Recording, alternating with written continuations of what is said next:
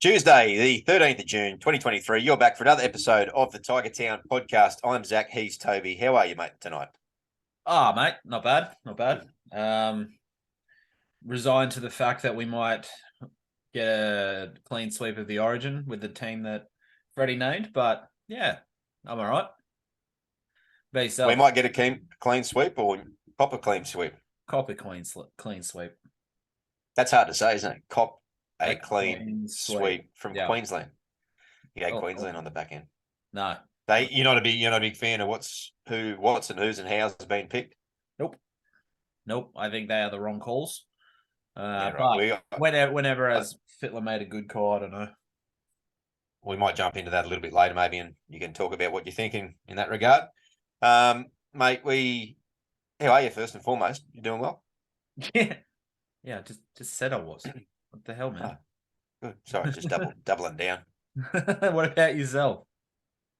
I was just sort of trying to prompt you to ask me back, but yeah, no worries. Happy days, mate. Yeah, whatever. All good. Yeah, whatever. All good. Yeah, mate, I'm going well. Thank you very much. Just getting to the end of a busy period with work and looking forward to a couple of functions and weekends away and bits and pieces in the next few months, which is going to be thoroughly enjoyable. We're marching down or counting down towards a big arrival of our second child in our household. So there's not a whole lot of nesting going on just yet, but give me another couple of weeks and I might start up, I think. I was about to say, I'm surprised you haven't. Yeah, well, I do it my own way, as we all tend to, us blokes. So just trying to get the house in order. I'm on a bit of a ticking time bomb with that in that regard. But as you know, owning your own home, nothing's ever finished. I don't know. I built my own home, not personally, but usually it's finished because You actually didn't need to clarify that. Maybe for the listeners, not for me though. I know that you wouldn't have built your own home, so thanks for the clarification. But I knew that before you said it. So people that watch the pod could actually look at me with a beard and a bald head and actually think I'm pretty decent with a power tool. I'm not. No, I can confirm. Yeah, I didn't know that. I didn't know that was on the TAFE exam. Do you have beard? Check. Do you have bald head? Check. Here's your certificate for in construction. Well done. It's actually part of the sign-up process. They won't actually let you sign up unless you have those requirements. Yeah, right. That's interesting. Is that new? No, it's been around for a few generations, but it's a bit unfortunate for the women out there that want to be chippies, isn't it? Bit unfortunate for the men that actually, date those women that actually pass. Oh, too far? That's a good point. Anyway, true Tiger Town right. podcast style. We're off on a ridiculous again. tangent. Let's pull it all back, mate. We played the Titans last week on Thursday, and in Exhibit B in 2 weeks on how to ruin an entire weekend. We went down to them pretty easily, to be honest. What was the final score in there? Was it 30-12, 36-12? Something like that. I'm not even something along those sorts of lines. Yeah, I didn't particularly, and probably no surprises to our listeners either, commit the scoreline to memory. No, it was unfortunate to watch that game after so much promise, but it had to start. We couldn't keep going up. We were hoping we could keep going up, but we are the Tigers, and that just doesn't happen. So, what was one of his main takeaways from the game? Obviously, a bit to unpack and a bit to talk about, but what did you, in terms of the side itself, what did you make of it? I think that the thing from the side itself is how influential Appy is. He went off in the 17th minute, I think, and we had no direction, none. Like we were nested in there 20 again for a fair bit, and just drop ball, no charge. It was very frustrating to watch. I was very surprised we weren't down by more by halftime, but I was thinking to myself, this is the Titans, and they can falter at halftime and come back in and not really perform or even let a 26-0 lead go. So I was like, this could still be ours, and then this didn't come out and just didn't play. We called it last week, the impact that AJ Brimson had on that side coming back. So frustrating. He always just looks like an absolute world beater when he plays us for some reason. sticking his tongue out and running around like a chicken with his head cut off. Yeah, everything he touched turned to gold. I just don't. There's players like that just seem to turn it on when they play us, and I don't know why. They could be having the worst few games. They could be coming back from injury, and before they were injured, weren't really having that much of an effect. And then, yeah, they just seem to see our jersey, and they're like a bull with red. They just charge and they go through it. So Mark Yasnia was one that stood out for me in that regard. I mean, it's not like he was bottom dollar. He's Australian and New South Wales centre, but even at times when he was out of form, he'd come in and just absolutely run rings around us, regardless of how he was playing. Yeah, yeah. I can't think of anyone else off the top of my head, but I know there's so many more. Like, we know that Turbo generally turns it on when he plays against us. But he's couldn't have. Sorry, you go.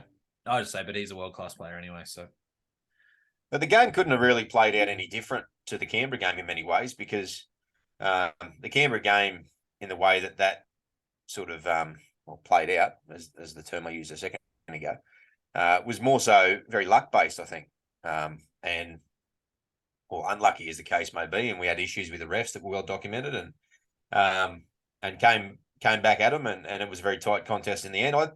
For me, in that Titans match, even when Appy was on the field, we were just flat. They just looked like complacency. They hadn't showed up. They've had a really good run of 6 or 7 weeks where they've been up for just about every game, certainly been in every game. And maybe it was a case that eventually just took its toll. And see, I didn't see them necessarily look like they dropped their bundle the moment Appy went off. I didn't think from the get-go. I thought they missed the jump straight away. And before we knew it, the Titans were pinned down on our end, peppering our line, and got that early try. And yeah, look, we did fight back with that try to Big Clemmer, who I predicted a prop would get over. I did eventually parlay that into Seafath, but I did say a prop would go over, so I was pretty chuffed with that myself. But yeah, and then I just don't think we could recover. We had a mountain of possession against us really early, and a lot of it from our own doing, to be honest. Yeah, and that was the frustrating thing of how often, and that's the thing. Like, unlike the Raiders game, I can't blame the ref for this one. I actually think Todd Smith did a good job. Like, I think he had one. Oh, let's not don't get too carried away, mate. Come on, he's a referee after all. Can't give him a free pass. He did have one. They were off. I will say they were offside every single tackle of the entire game. See, you pay a lot more attention to that stuff than I do. Yeah. So, but it was just, it was really, really frustrating to watch, because we know what we can do, and we've seen what we can do over the last 6, 7, 8 weeks. We haven't always got the W, but we've always been in the game, and we've always seemed to bend the line, push through the line, and we've finally been getting, that support play, X, Y, Z, whatever we've been hoping to happen has happened. But yeah, I thought we started slow. I didn't think we were disjointed at all, really, at the start. I just noticed that as soon as Appy went off, Jakey did a admirable job. He is a good hooker, but he is no Appy, and we've clearly been building our game around Appy, and it was starting to come to fruition. But yeah, when he went off, the service wasn't great from Jake compared to Appy. Appy always has really good service, really gets those fronties over the advantage line. It wasn't really the same momentum from Jakey.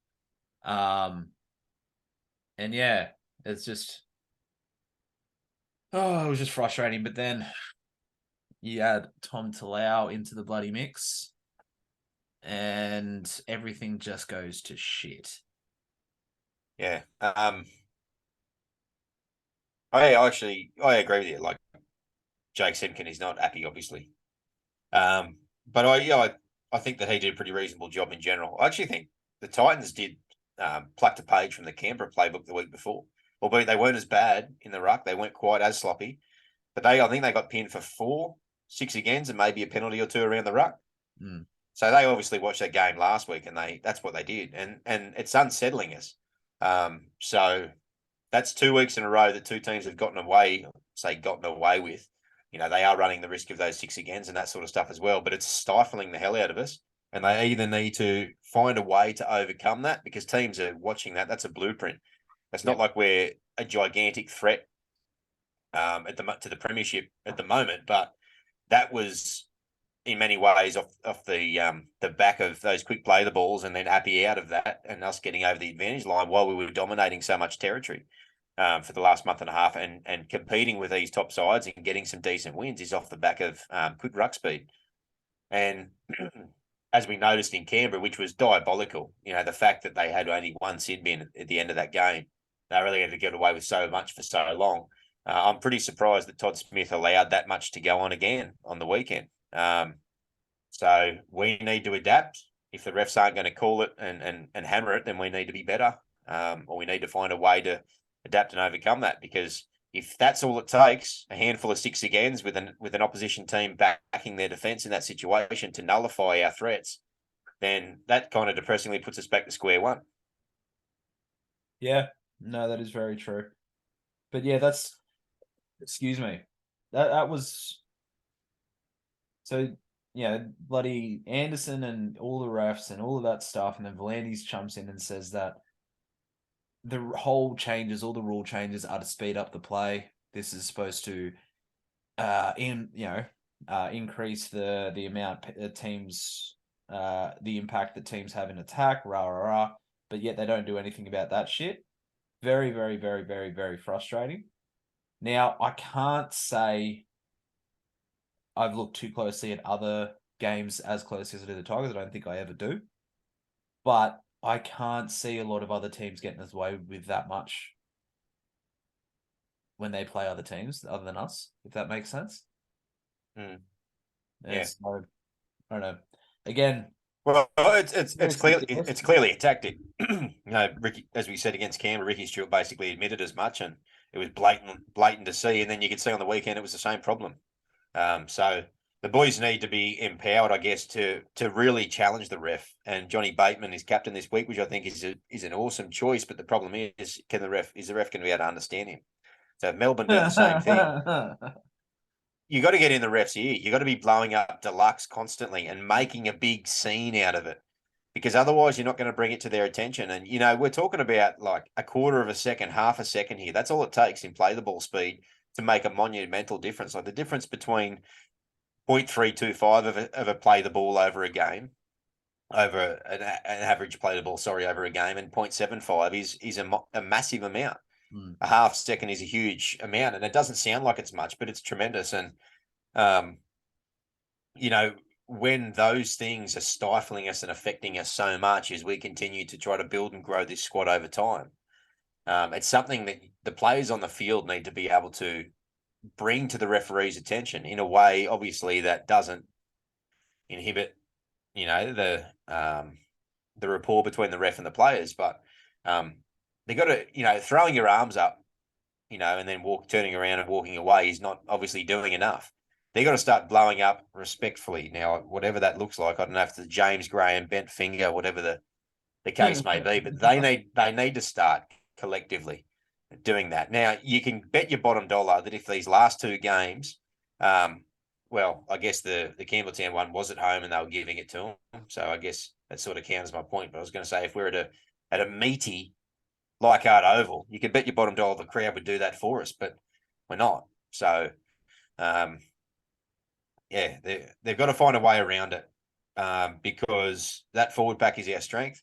And as much as Appy's out now for 6 weeks or so, obviously the ruck speed and the dynamicism around the ruck is our strength as well. We've been talking about it all year, and we've just started to figure out how to play that, and teams immediately have started to illegally take away our strengths from us. So don't just roll over and let them do it. Fight in the tackle a little bit more, blow up at the ref in the right ways, bring this stuff to their attention. Yeah, I'll tell you who is extremely good at doing that is DCE. Very, very good at doing that. Obviously, no one was as good as Cameron Smith, but currently DCE is very, very good at doing that. He gets in the ref's ear a lot. And I actually think that a lot of the attacking woes against Canberra and against the Titans on the weekend were attributable to that fact. Obviously, when Appy goes, that knocks us back a peg, and then Brooks going again, same thing. But the game was basically gone at that point. But we went from that free flowing footy against the Cowboys to again struggling in attack, and I think it was off the back of that tactic. I mean, how can it not be?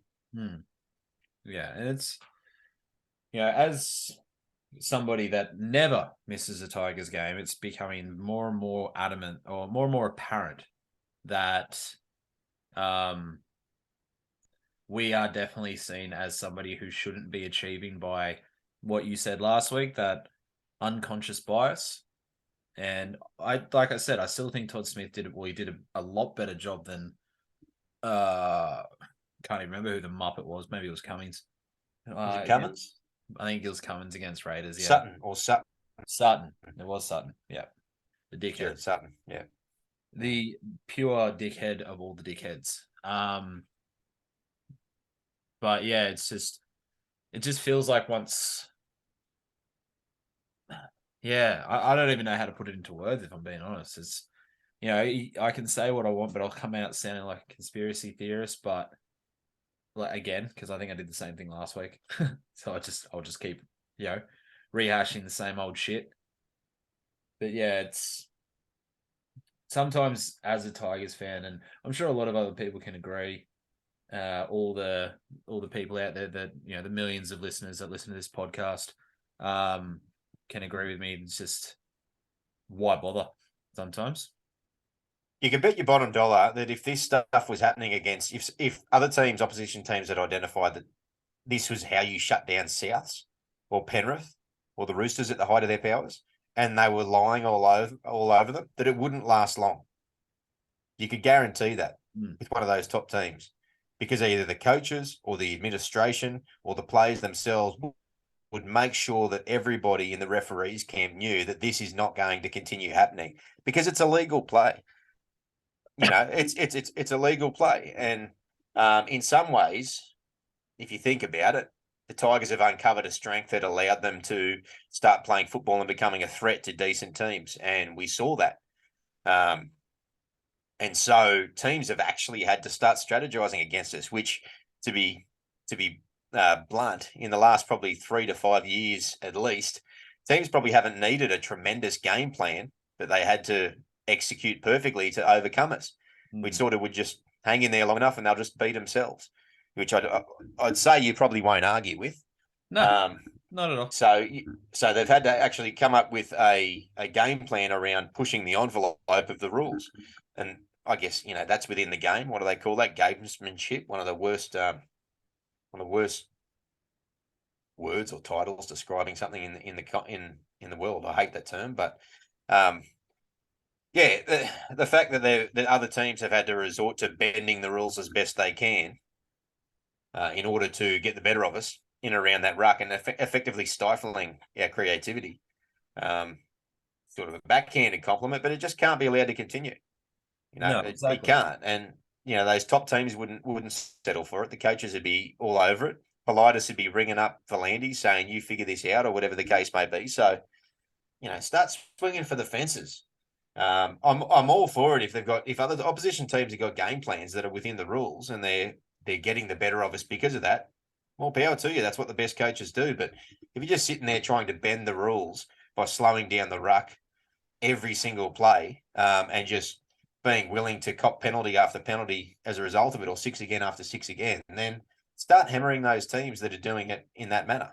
It's not creative in many ways. It's just we're going to fly close to the sun and hope that it stifles the other team enough that we can get a win. And the two teams have gotten away with it in many ways. As far as I'm concerned, and without bringing up the Canberra game too much again, one sin bin was just outrageous. And we did speak about that last week. Like the amount that was happening, they should have had 3 or 4 blokes go to the bin. So that's getting away with it. Not only they get away with the game, but they got away with that. And, to the Titans' credit on the weekend, we were average and we were flat and the mistakes were really bad. But If you want to talk level playing field, we're not slowing down other teams' rucks, and the stats speak for themselves. Well, maybe we should. Maybe we should go down to everyone else's level. See what happens. I guarantee you, as soon as that does happen, we'll get pinged. We'll get Yeah, pinged. 100%, 100%. And it might be one part, as you said, unconscious bias. It might be another part the fact that we'll try to keep the same game plan. We just won't quite execute it as well or as cheekily as other teams, and we'll get hammered for it. Just the story of the club. Yeah. Yeah, it's just I can't rehash it again. It's just I feel like we talk about it's a different theme than last year. Last year was continuous. Oh my god, we've got nothing. This is annoying. This is crap. This is rah rah. This year, it just feels like we're building towards something, but we're not being allowed to.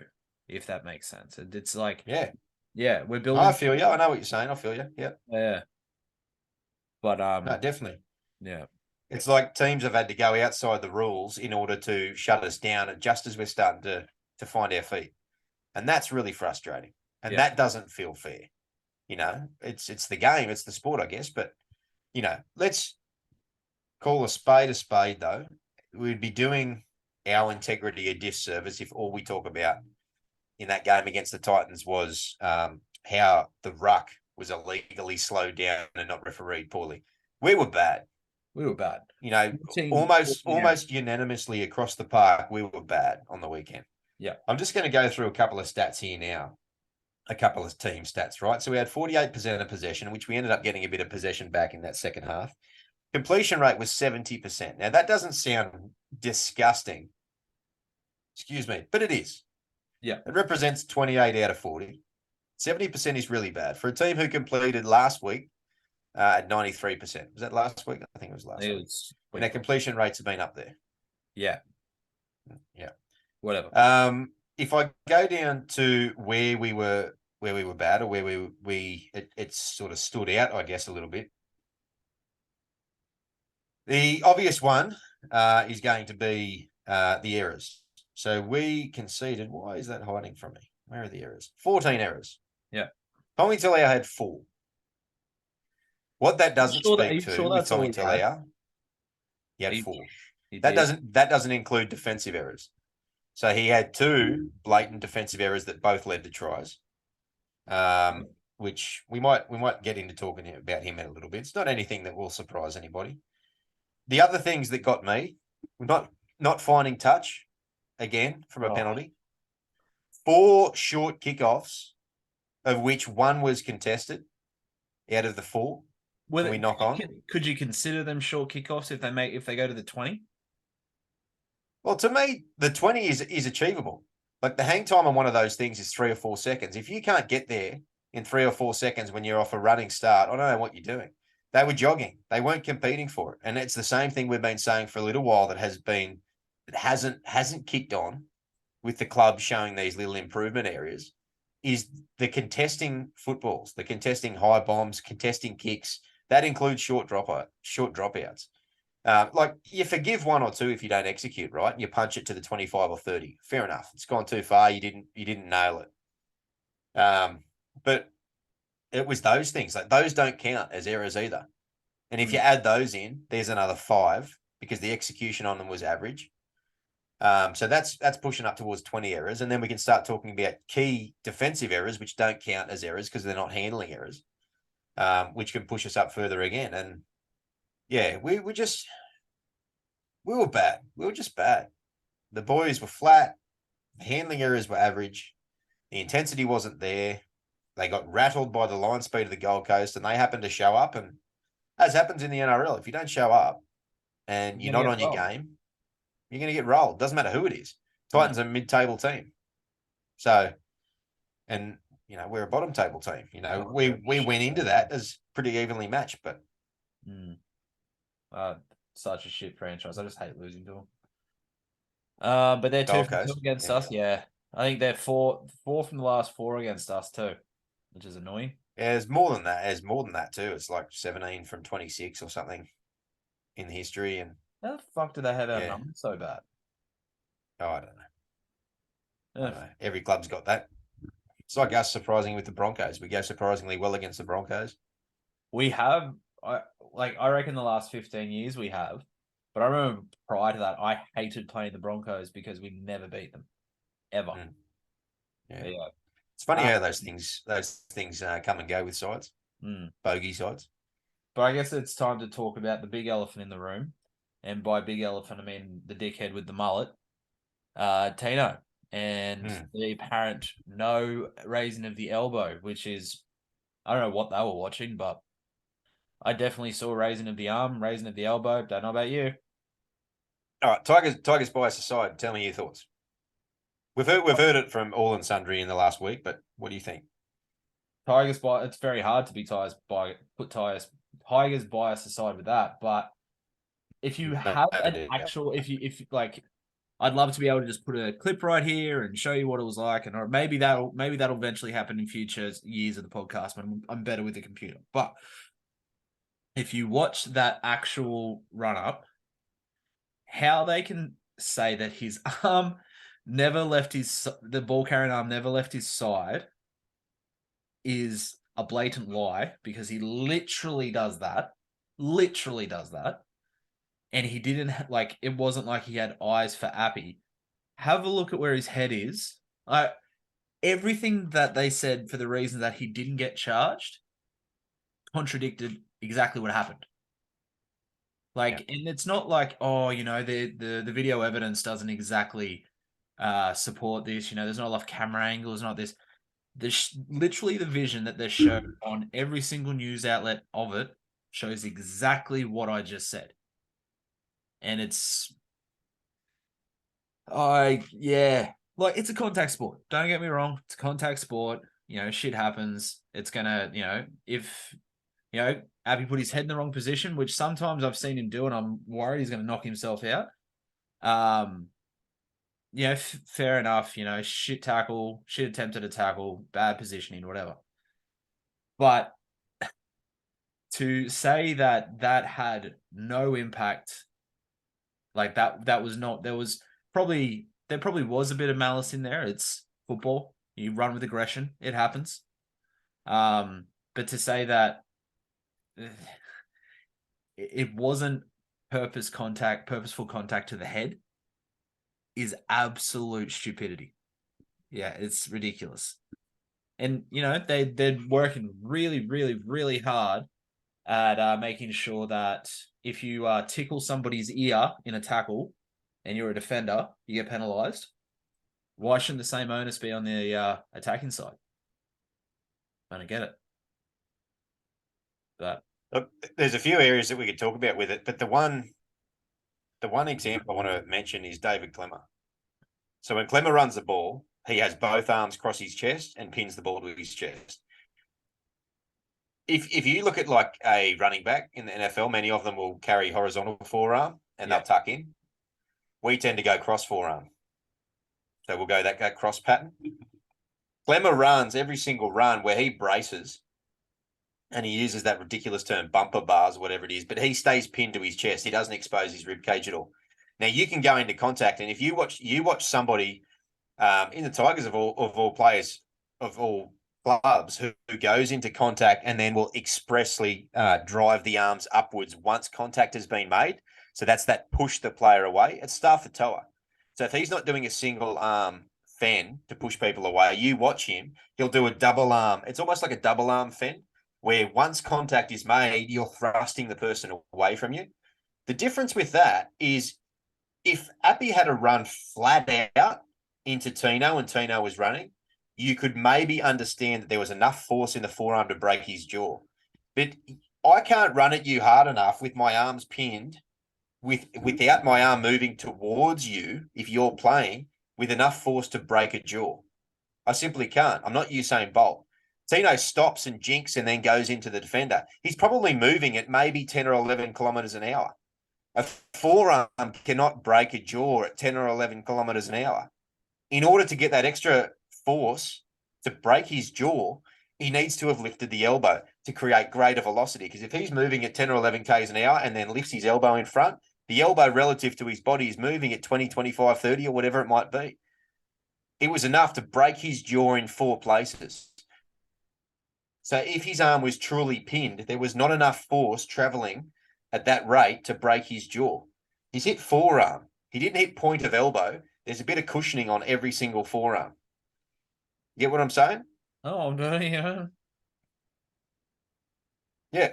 And I challenge every single person, and no one, it's probably, in some ways it's gone, but I challenge every single person, if they can be bothered, to pull up a split screen of the Reed Marnie one and the Apasai Coruscant one, and you tell me that those two, if they're not exactly the same, the Appy one was worse.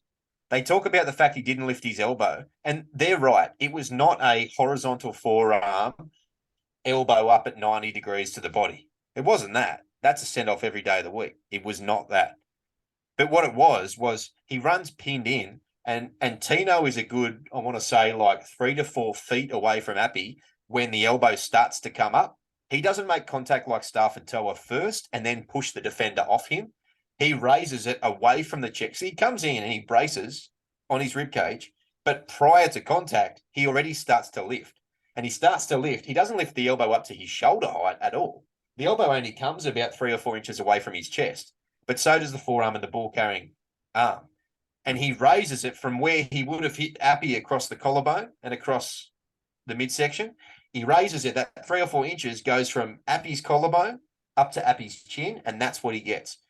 More so, like Braithen Astor has been saying on 360 ad nauseum for the last couple of nights, he looks Appy in the eye. Appy does not change height position when he's entering the tackle. He knows exactly where Appy's head is.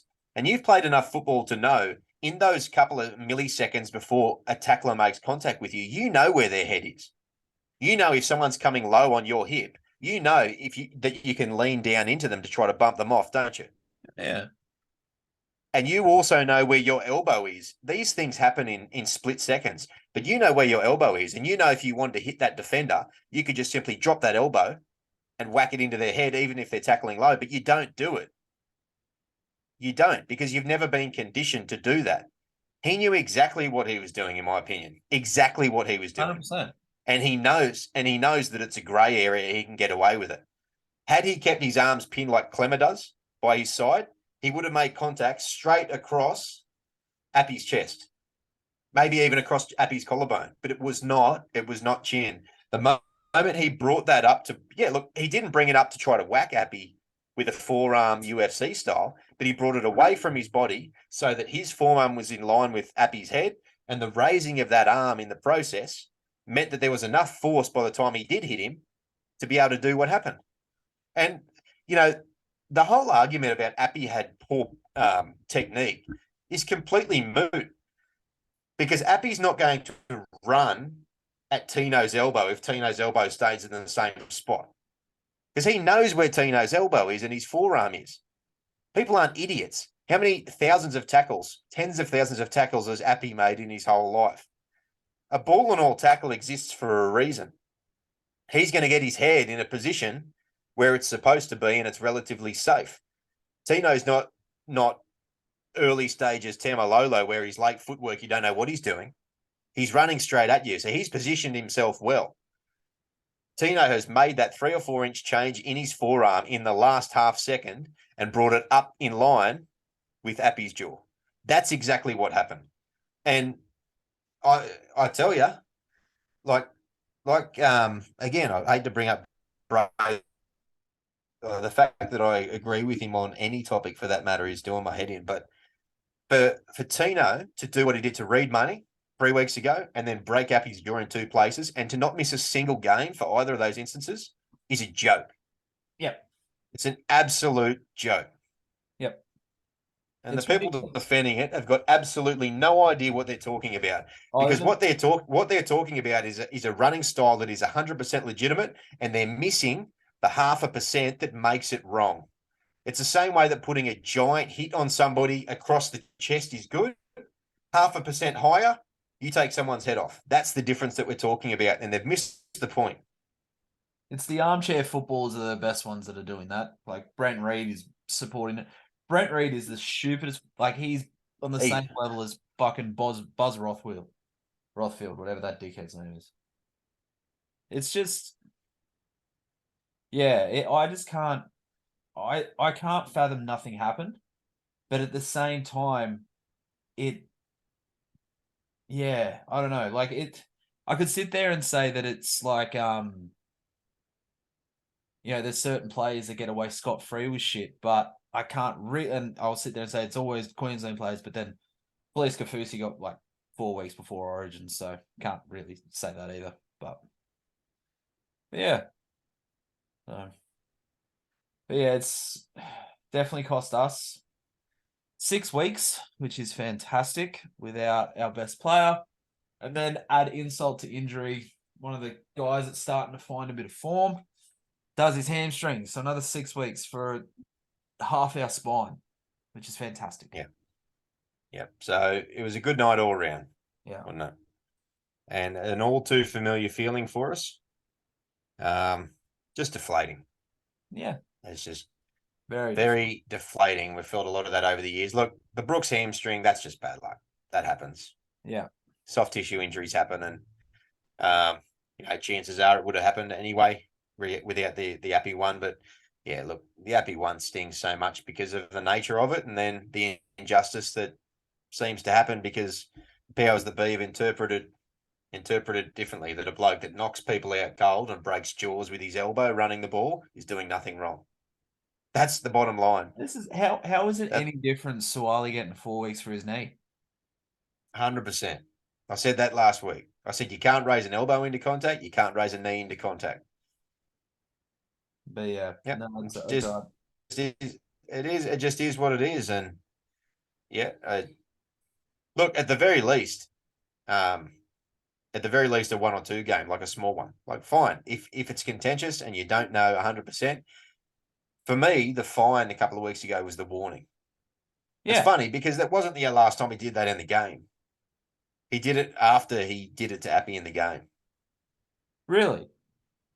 And the other thing oh yeah, he did it another couple of tackles afterwards. I remember blowing up which I know that sounds a lot unlike me, Toby. It's not like me to blow up in a Tigers game.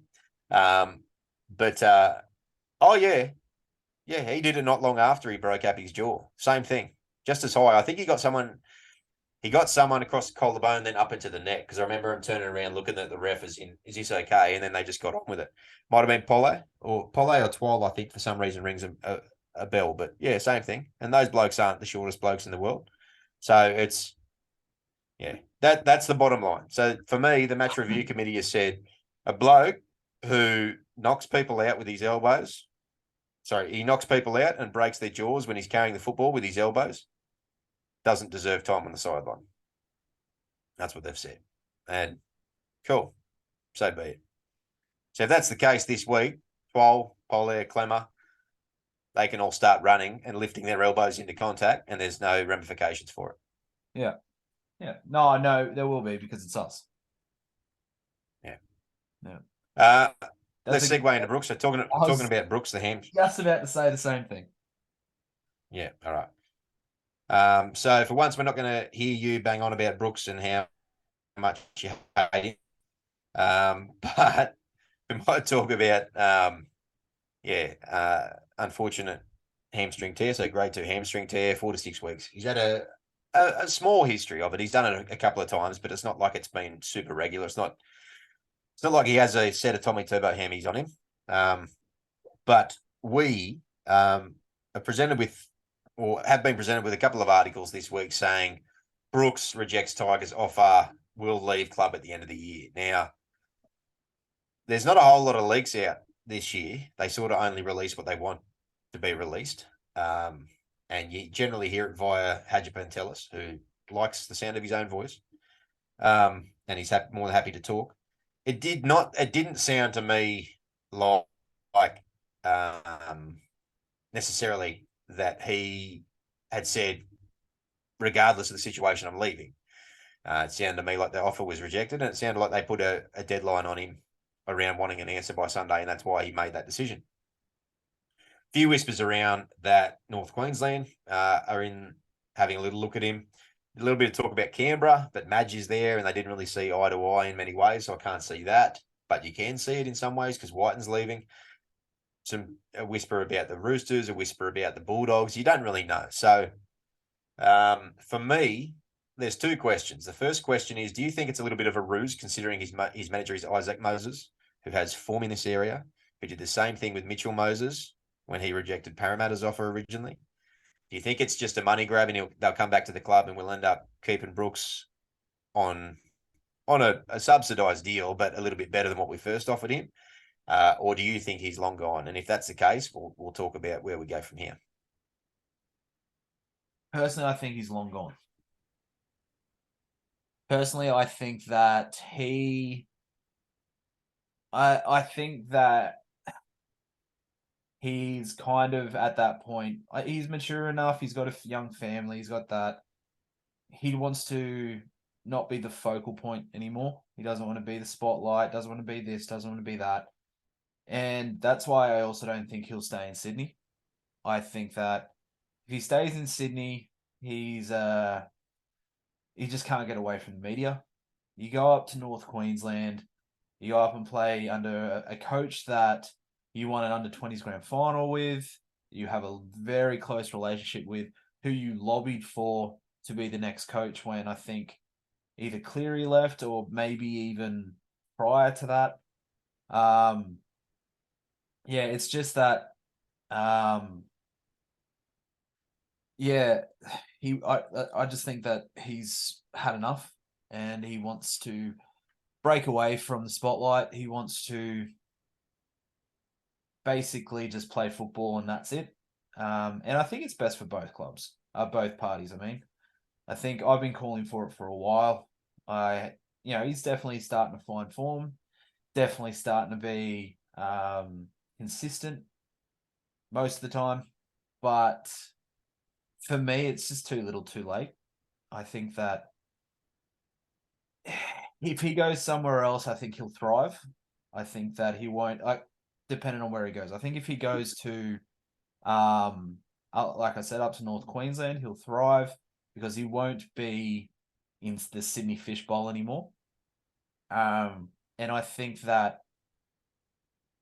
he'll force our hand in realizing, or force the Brooks, supporters in realizing that his time had come and we needed to part ways.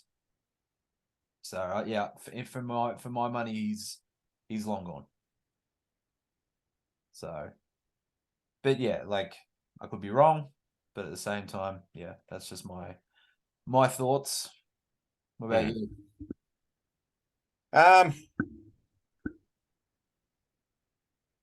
Yeah, I don't know. I flip and flop. I think one part of me thinks that he likely is.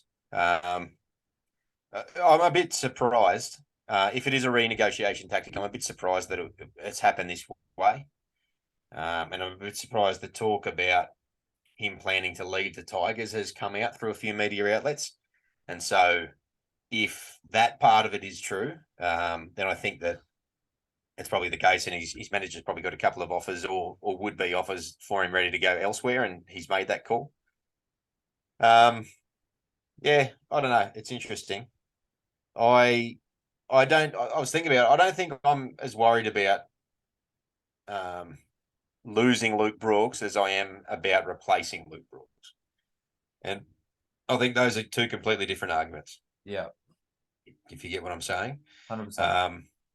If we'll look back to that Canberra game because it was a good example. The organisation and the setup of, I guess, sustained pressure, which can and very often in our sport leads to points, was very poor for a long part of that game. I think the roll on that we got in that time when they were down a man and the ruck loosening up, I think Appy and a little bit of a bump in momentum was the catalyst for that. And then he iced it really well when he put the field goal over. But then you look at what happened down the end when we had about 40 seconds to go when they were just running around loose. It was a perfect analogy for Luke Brooks's career in many ways. He has his moments, but all too often, had the opportunity then to run three props straight at the post and set himself up for a second field goal to tie it up. And they ran sideways and offloaded and tried to do Harlem Globetrotter stuff, and he didn't stand up and own that moment. And so I really like Brooksy. Like, I really do. I don't think there's any argument that he's not a good bloke. He's humble. He's quiet. He doesn't whinge. He doesn't complain. He's copped it left, right, and centre over his career, and you might say justifiably so in many ways. But yeah, I don't know. It's complicated because he's come into form, and he's come into form in the last few months, and it's not a coincidence as much as Appy's been the centre point and him through the forwards have led a lot of that resurgence. Brooks, in many ways, has led to a lot of our points too. And he's the one that's been slicing opposition defensive lines wide open. He's one that's been making clean breaks. So to then turn around and lose that is hard. But we've got to have long memories, I think, in this situation. And yeah, Brooksy on the right deal is the right deal.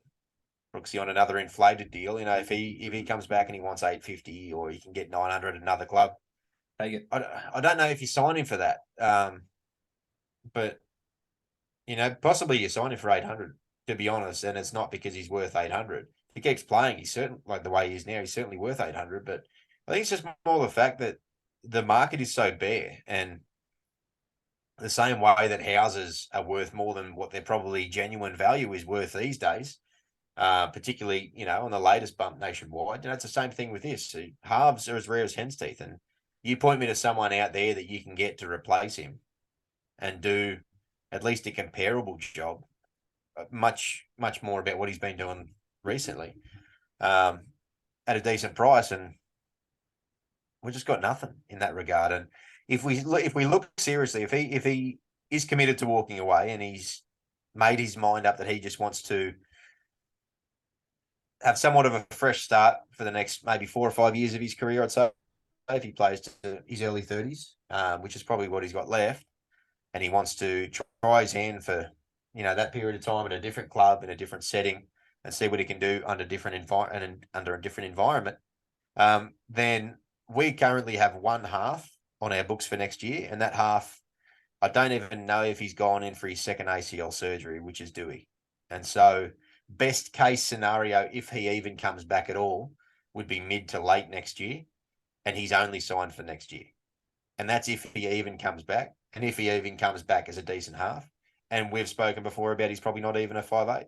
He's probably a centre, or even these days probably pushing into maybe rebranding himself as a lock if he can learn to tackle. So Wakeham's not signed for next year at this stage. I think if Brooks does go, it becomes a fait accompli that Wakeham, at least we offer him, whether or not he might sign on or not. But that doesn't exactly fill you with excitement. And, everybody's seen the,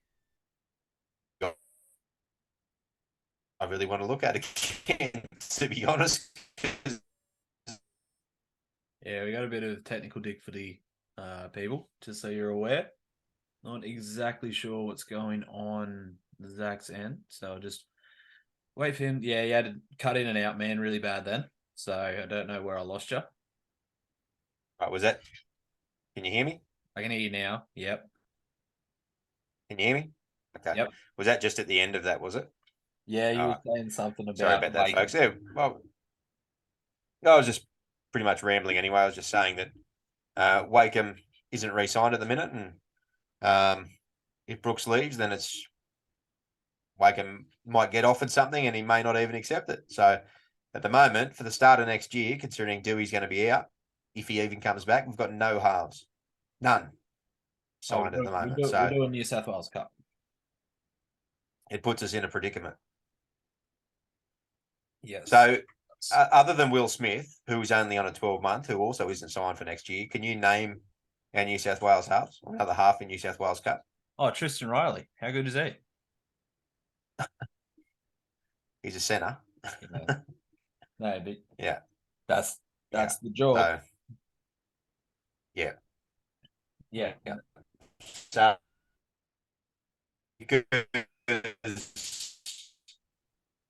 Yeah, still having more technical difficulties, guys. I don't know what's going on his end. Really don't. It's jumping in and out. So, yeah, lost you again, mate. Still You still have you got me now or Yeah, I got you now.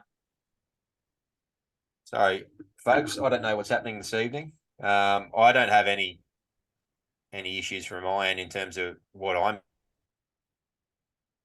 I'm. Yeah, we keep losing him on this end. So I've got perfect signal. So yeah, it's definitely not me.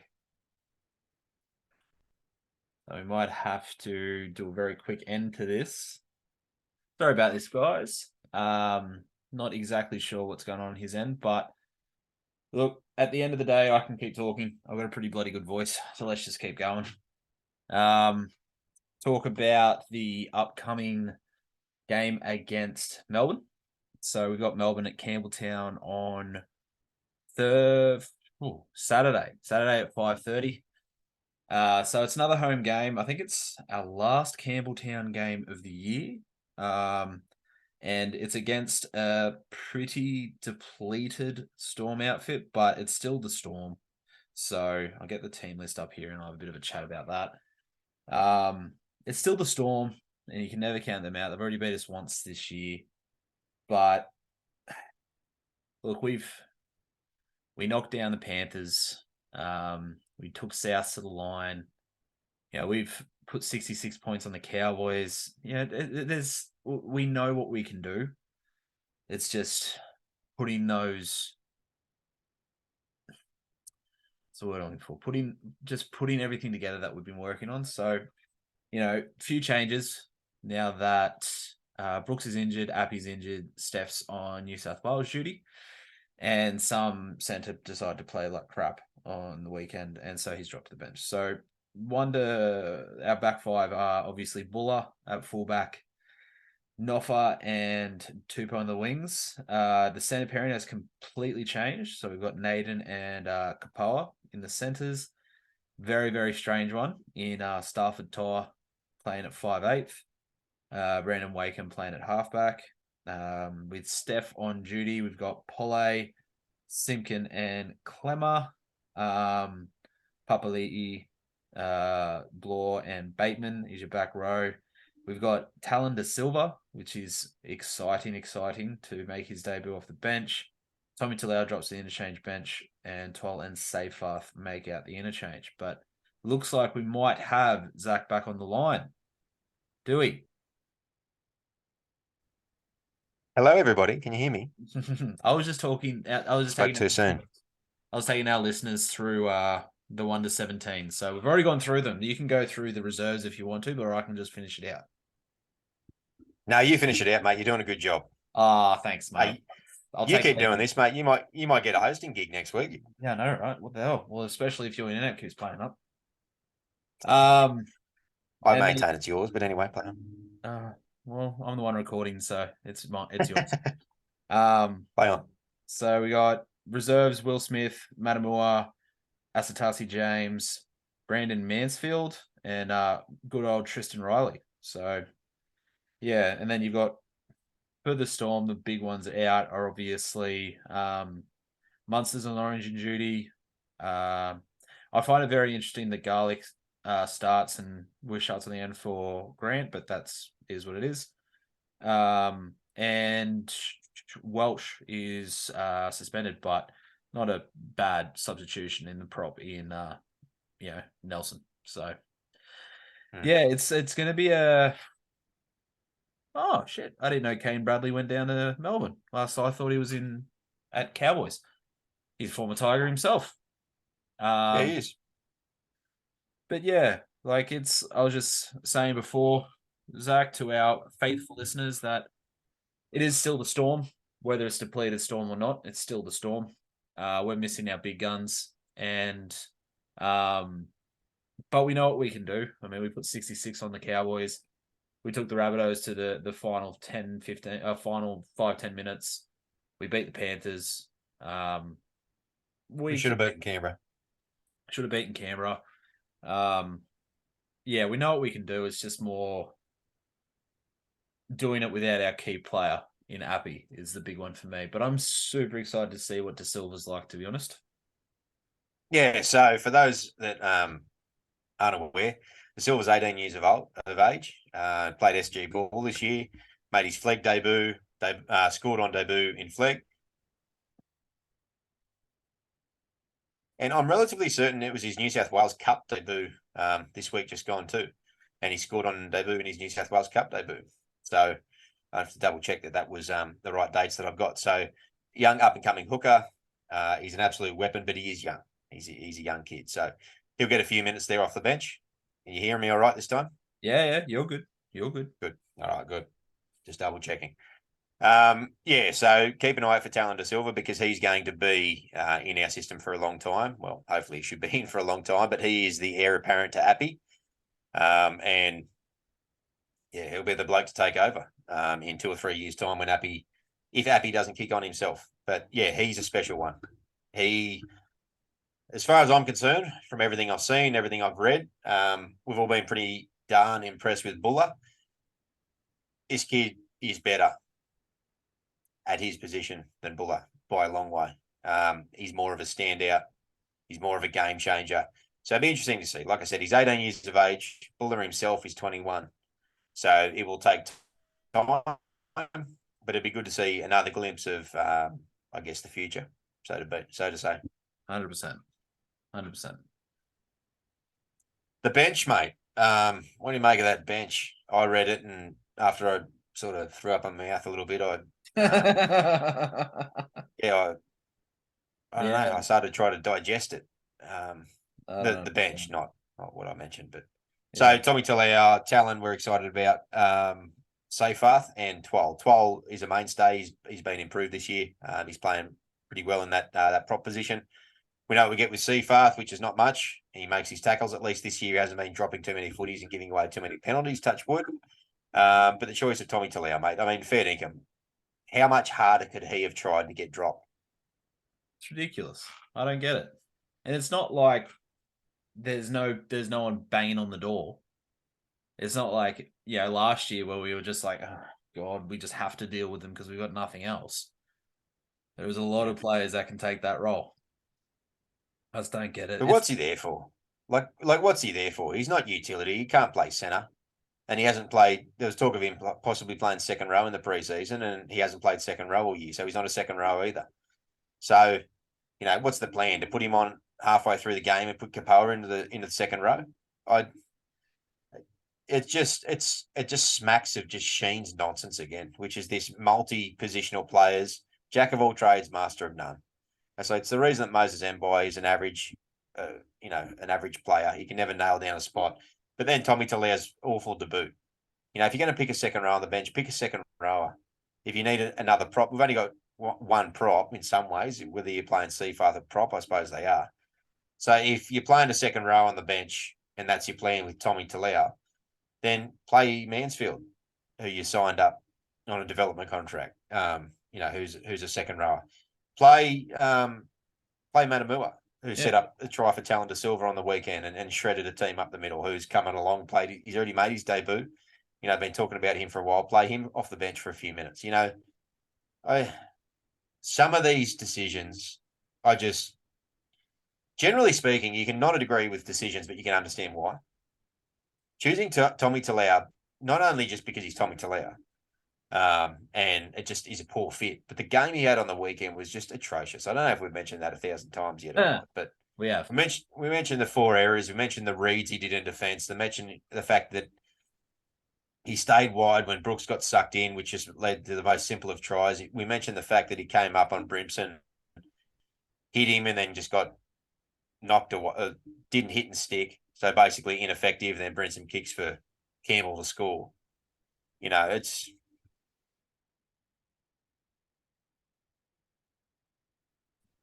was just so bad for him, unfortunately. I was a big fan of his early days and the potential was supposed to be there. And at a certain point, when someone stops showing any form of promise, you throw them on the scrap heap. Yeah. Like, how long did it take the Roosters to throw Sam Walker on the scrap heap?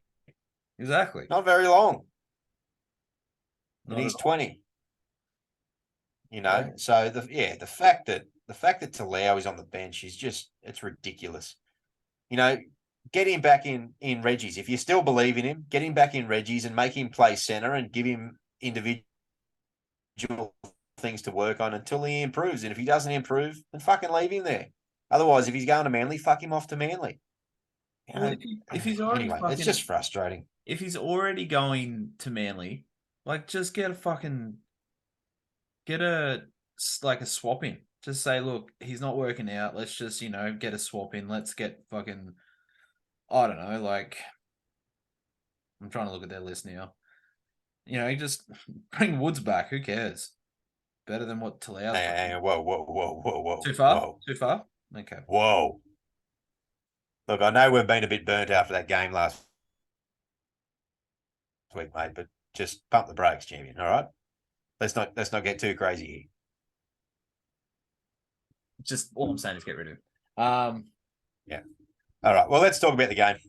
So yeah, we've got Melbourne at Campbelltown. So fortunately, he's at Campbelltown. We don't have the best record there. We don't have the best record anywhere lately.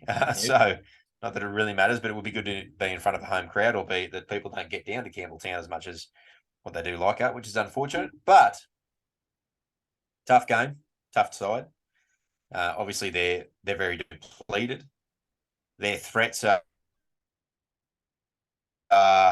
What are you thinking? Jerome Hughes, Nick Meaney? Yeah, I think I don't know what it is. Nick Meaney's an AJ Brimson. He's another player that just seems to turn it on when he plays us. Like I think Hughes is always a threat. But yeah, the thing that he's named 18th man, but he probably will start is Justin Olam.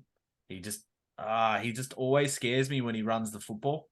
He always looks like he's either going to hurt you or going to pass and create something. And he's like Marshawn Lynch close to the line. Just impossible to stop. So anyone that doesn't know, so is he coming back from injury? Is that why he's in the extended squad? Head knock. I think he was. Okay. I think it was a head knock. Yeah, right. You think that if he was returning from a head knock, they'd name Yeah, true. That's what made me question it. him and then give him the opportunity to pass. So yeah, so I don't know that he'll play. I think their forward pack is actually looking reasonably strong this year. Yep. Yeah, Nelson. So they got Nelson and is it Kamakamika as the other prop? Yeah. Yeah. They got Garlic, who is a decent little goer in hooker. They got Lord Liera. Liera actually and Liero.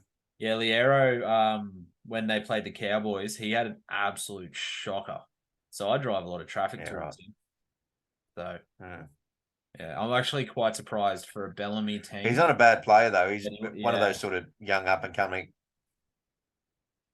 So, yeah, right. You probably have it blind now. You said that. Yeah, I did the same thing last. But their back line looks a little bit clunky these days without the big hitters. So who they got in 5'8" again? I read it earlier today. Jonah Pezzett. That's right. They got Pezzett, who last time we played in Melbourne, he played. He did, yeah, because if you recall, because it was Hughes who was out. Hughes was out, yeah. Hughes was out. Munster came back with his broken finger, if you remember. That's right. Yeah, and always happen to us. Yeah, Pezzett played quite well. Yeah, yeah, yeah. Good. He's a good player. He's quite a good player. Going to Pezzett. So yeah, look, they obviously is no Cameron Munster, but yeah, he's a good young fellow. I'd love to sign him if he didn't just extend with a Storm. So yeah. Really surprising. Yeah, look, both halves have a good tough game. How do you see you playing out? Yeah, I know it is surprising, and I'm assuming it's just there to learn off each of them, because he won't be getting a start in that side for 5 years minimum regularly. So I would imagine that he's not going to play out his career there. Because what's Cam Munster, 28, 29, I think? Yeah, something like that. And I don't think Hughes is Hughes is 26, 27, I think. So they've still got 3, 4, 5 years left, each of them, and they're not unseating themselves. So, yeah, I'd say that he will probably end up somewhere else. He's too good not to, in many ways. Yeah. So how do you see the game playing out, mate? Playing out.